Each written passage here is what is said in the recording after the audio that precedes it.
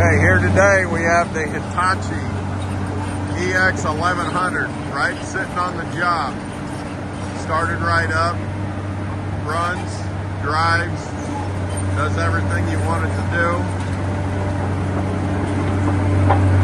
And obviously you can tell by the bucket they've been using it. So it's a running machine.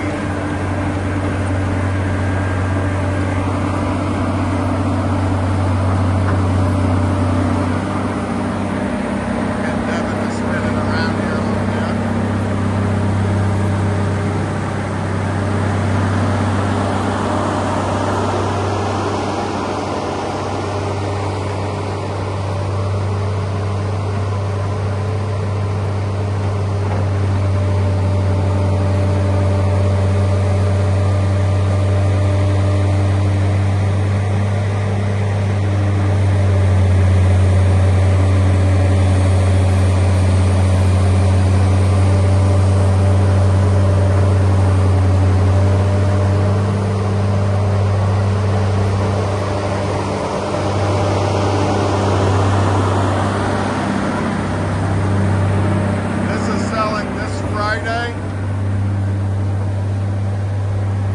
November 21st here in Sardis, Ohio.